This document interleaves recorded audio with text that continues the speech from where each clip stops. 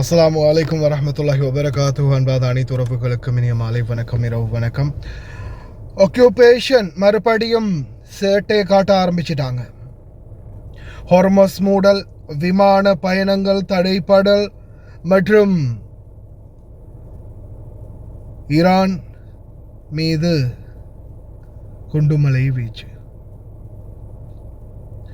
இப்போதைக்கு வெளியாக இருக்கிற தகவல் படி இனிவரும் நேரங்களில் ஈரானுடைய பல பகுதிகளில் இருக்கக்கூடிய பல செயல்பாடுகள், அதாவது அவங்களுடைய மின்சார உற்பத்தி நிலையமாக இருக்கலாம், பெட்ரோல் உற்பத்தி நிலையமாக இருக்கலாம், பெட்ரோகெமிக்கல் நிலையங்களாக இருக்கலாம், அனைத்தையுமே நாங்கள் தாக்குவோம் அப்படின்று அமெரிக்க தரப்பு தகவல் வெளியிட்டிருக்கிறாங்க. இந்த சூழலை பார்த்திங்கன்னா தெற்கு லெபனானில் இருக்கக்கூடிய அனைத்து மக்களையும் உடனடியாக வெளியேறணும் அப்படின்ற உத்தரவு வந்து ஆக்குபேஷன் ஆர்மி கொடுத்துருக்குறாங்க.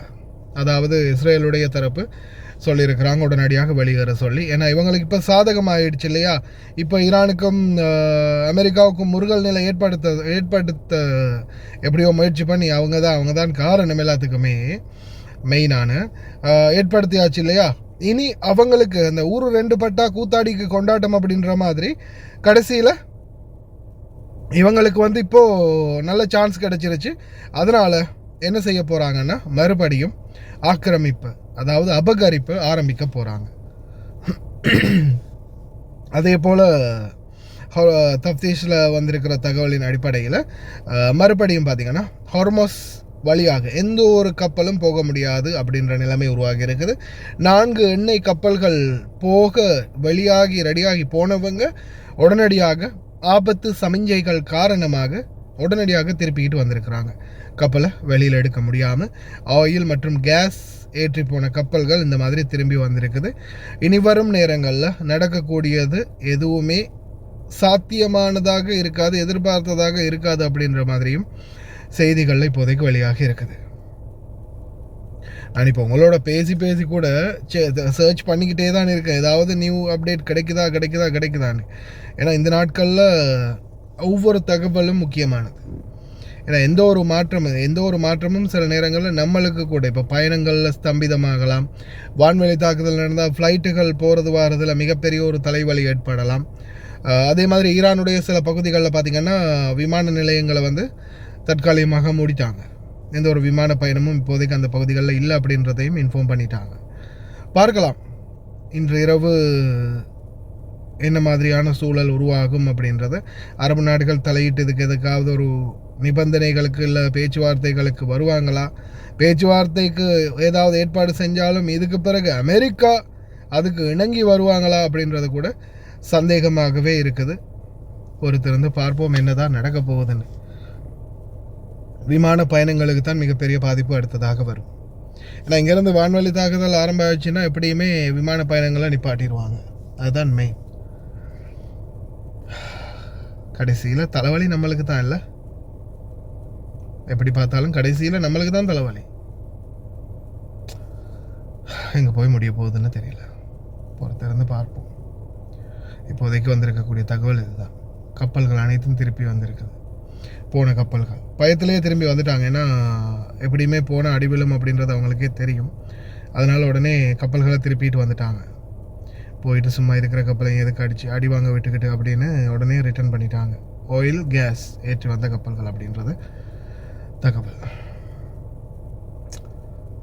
அல்லாஹ் கரீம். Ceasefire over. Is the ceasefire done? Is the MOU dead? It's a very interesting question. To me, I think it's over. I don't want to deal with them anymore. They're scum. You know what scum is? They're scum. They're sick people. They're led by sick people. And they're vicious, violent people. And if they had a nuclear weapon, they'd use it. As far as I'm concerned, it's over. I'll speak to our negotiators. They want to negotiate. They're good people. Steve Witkoff, Jared Kushner. But they have to come back to me. As far as I'm concerned, it's just a waste of time dealing with them. They're liars. We make a deal.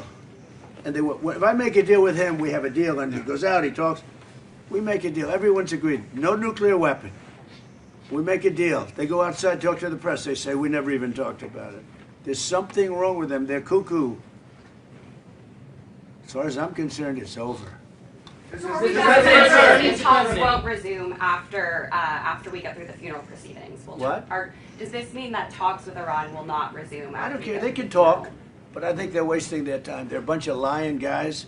I do my whole life. That's all I do is deals. My whole life that's how I became president. I guess that's a deal too, right? But I made a lot of money. I had a lot of great success, tremendous success. Everything I did, I was successful. And I deal with these guys, and I say, this is from a different school. They're liars. They're cheats. They're sick people. They've hurt their people. They killed 54,000 people as of now that were protesting. You know, when people say, how come they haven't taken over? They can't take over because they're dead. They killed them. Nobody's going to take over. They have no guns, and the other side has machine guns. And they're killing them. The press doesn't report it. But they're bad people. They're bad people.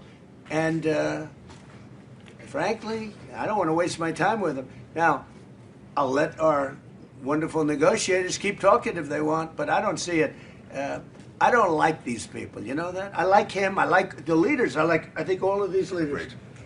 And they love I think they didn't treat the United States fairly for many years, but that's okay. But they're sane, rational, good people. Most of them. I don't like a couple of them, to be honest with you. But there are a couple I don't like much. But I like Erdogan. I'll tell you. I like. خطوط حمراء طالما اعتبرت محرمة في حسابات الصراع الإقليمي، لكنها سقطت تباعا خلال الأشهر الأخيرة لتدفع المنطقة نحو مرحلة جديدة يصعب معها العودة إلى قواعد الاشتباك السابقة. فالتطورات الأخيرة التي تسير بشكل متسارع تخترق المحاذير لتفتح بابا مواربا دون خط رجعة، وتعيد رسم معادلات القوة في الشرق الأوسط بعدما تجاوزت الحرب حدود الردع التقليدي وانتقلت إلى استهدافات مباشرة وغير مسبوقة، إذ كشفت سلسلة الأحداث الحالية أن أطراف النزاع باتت أكثر استعدادا للمخاطرة وأقل التزاما بالخطوط التي كانت تمنع الانزلاق إلى مواجهة أوسع.